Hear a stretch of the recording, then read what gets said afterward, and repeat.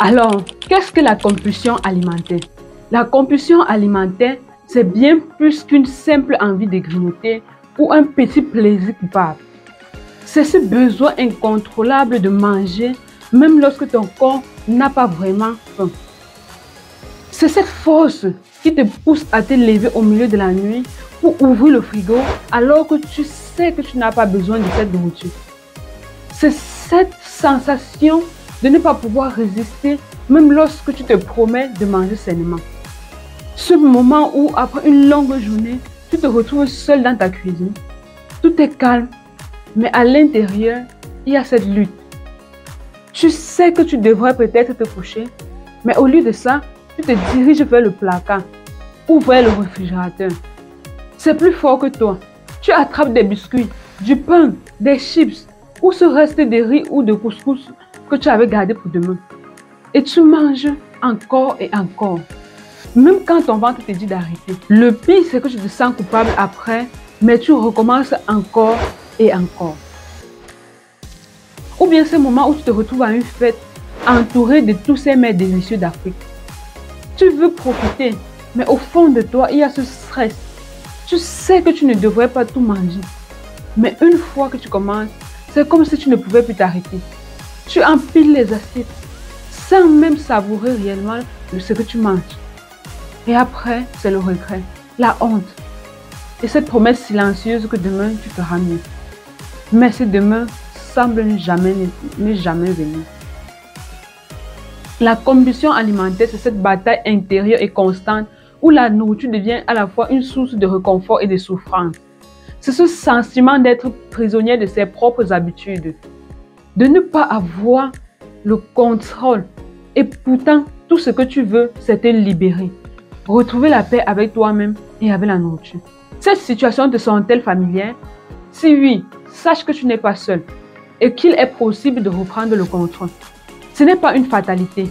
Et comprendre ce qu'est vraiment la compulsion alimentaire est la première étape pour briser ce cycle.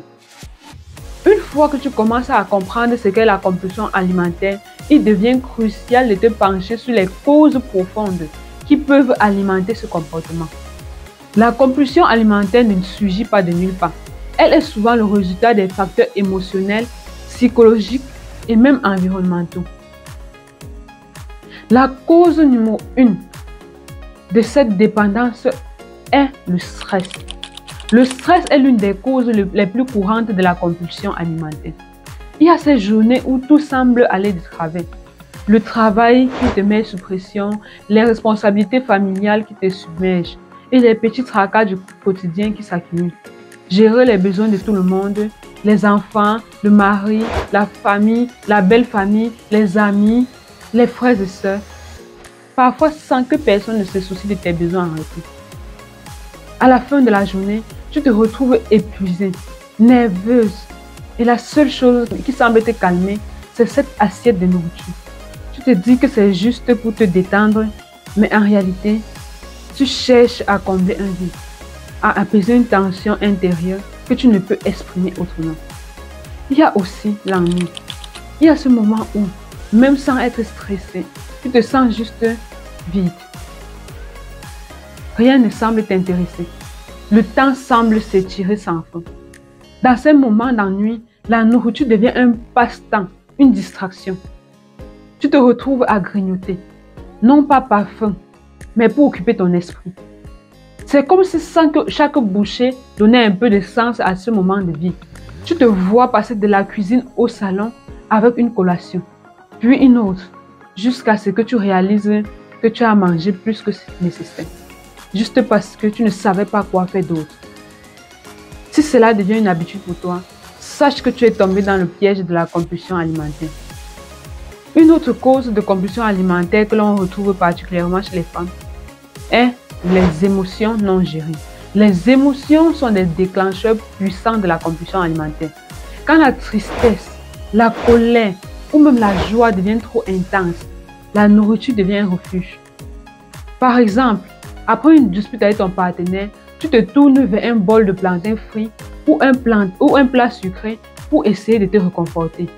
Ou encore, après avoir reçu une bonne nouvelle, tu te permets de fêter avec un grand plat de poisson brisé, même si tu n'as pas vraiment faim. Tes émotions non gérées se traduisent par une envie irrésistible de manger, non pas pour nourrir ton corps, mais pour calmer ton esprit. Nous ne pouvons pas manquer de citer les habitudes alimentaires d'enfance. Beaucoup d'entre nous ont grandi avec les habitudes qui encouragent la surconsommation, surtout ceux qui ont grandi avec la grand-mère. Peut-être que dans ton enfance, on t'a appris à finir ton assiette même si tu n'avais plus faim. Ou bien, les repas étaient un moment de récompense où la nourriture était utilisée pour célébrer et consoler. Ces habitudes profondément enracinées te suivent à l'âge adulte. Tu te surprends à manger non pas par nécessité, mais par habitude, parce que c'est ainsi que tu as été conditionné. La dernière cause qui est non négligeable est la disponibilité de la nourriture. Dans notre société actuelle, la nourriture est omniprésente. Partout où tu vas, tu es entouré de tentations, que ce soit au marché, à la télévision ou même chez toi avec ces provisions toujours à portée de main. Tu te retrouves à manger simplement parce que la nourriture est là, facilement accessible. Parfois, c'est juste une question de proximité. Si c'est là, pourquoi pas? Cela devient presque automatique, un geste réflexe qui finit par se transformer en compulsion. Ces causes, bien que variées, convergent tous vers un même point, une relation déséquilibrée avec la nourriture. En te reconnaissant dans ces exemples, tu prends conscience que la compulsion alimentaire n'est pas une fatalité, mais un comportement qui peut être compris et donc surmonté. En identifiant ces déclencheurs, tu te donnes la possibilité de reprendre le contrôle, de changer tes habitudes alimentaires et de trouver des solutions adaptées à ta réalité. Alors, sur ce point, j'aimerais que tu me dises en commentaire, quel est le déclencheur qui te parle le plus? Quel est celui dont tu dépends le plus?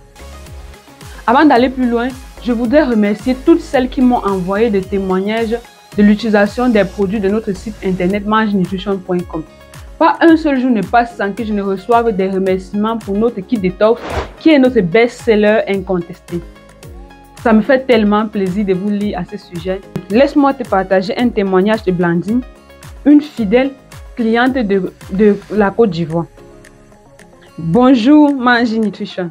Je voulais absolument te remercier pour le kit détox. Depuis que je l'utilise, je me sens tellement mieux dans ma peau. Avant, j'avais cette habitude de grignoter sans cesse, surtout le soir après le travail, même quand je n'avais pas vraiment faim. C'était comme si la nourriture hantait mes pensées et je n'arrivais pas à m'arrêter.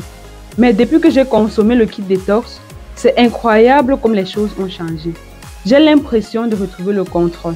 Le kit m'aide à me sentir rassasié, mais surtout, il me procure une sensation de calme et de détente que je n'avais pas ressentie depuis longtemps. Je suis tellement plus sereine et ça se voit non seulement sur mon corps, mais aussi dans ma façon de vivre. Merci encore pour ce produit qui m'aide vraiment à reprendre ma vie en main. Si toi aussi, tu veux partager ton expérience avec les produits de notre boutique, n'hésite pas à me laisser un email ou un message WhatsApp. Je serai ravie de lire ton histoire et de la partager avec notre merveilleuse communauté.